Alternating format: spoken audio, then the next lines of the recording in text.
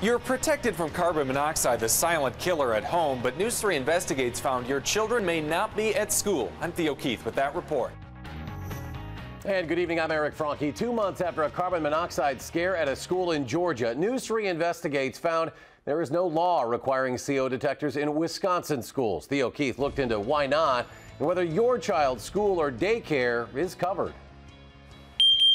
The silent killer. In our homes, carbon monoxide detectors have become our eyes and ears for a colorless and odorless threat. 2 years ago, the law changed in Wisconsin. Now, the state and 24 others require alarms in places where people sleep. We know they've worked, and we know they've saved lives. Madison Fire Marshal Ed RUCKRIEGel supports carbon monoxide detectors in every home and says they should be in schools and daycares too. I see the carbon monoxide alarms as important as smoke alarms.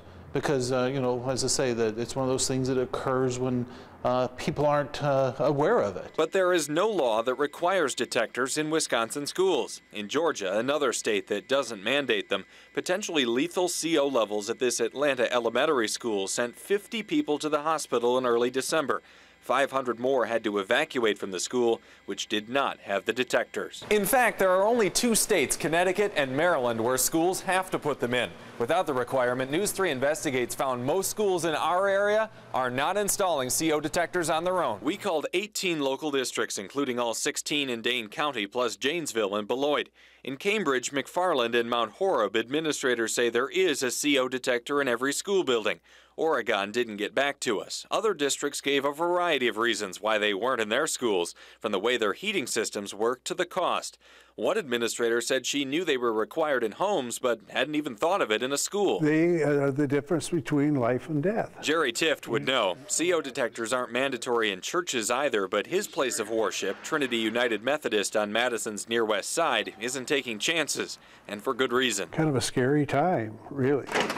Tift's faith in his old church was challenged one winter Sunday 4 years ago. Some children started to complain about feeling kind of ill, and one person actually passed out. That exhaust pipe separated from the back of the boiler. The result was a CO reading 100 times the level considered unsafe. It blew the meter. 6 people went to the hospital, 1 stayed overnight, but there were no lives lost. I think we have a little connection here that probably was looking out for us. I stood up and I could have died. In the year after the incident, victims went to the state capitol to advocate for a new law, one that would require CO detectors in every home and where people gather during the day, saying 4 new alarms they installed after the first scare paid off. We had 2 incidences of carbon monoxide poisoning within 6 months.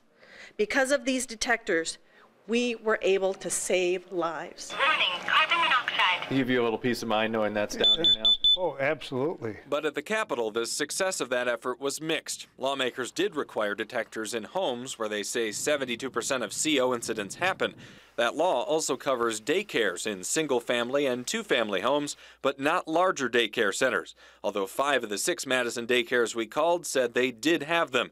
Schools are still not part of the changes. When they made that decision then, for whatever reason, they didn't choose to cover those. Representative Gordon Heinz was one of the lawmakers that led the push to get CO detectors in homes. The Oshkosh Democrat knew of no legislative effort to extend the requirement to schools.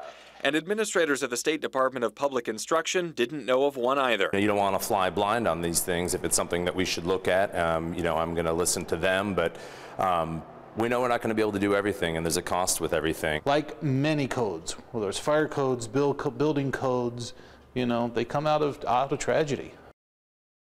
Fire Marshal Ed RUCKRIEGel says CO detectors could get installed in most schools inexpensively. He says they are already wired for smoke alarms, and carbon monoxide detectors could be a part of that system. Heinz suggests as a result of the school shooting in Connecticut, attention is focused on how to pay for security improvements. Carbon monoxide detectors may not be at the top of that list. Of course, the distinction is that in schools, nobody's sleeping. Right, that's a big problem. And right now, that's where the distinction is in the law. Only where people sleep.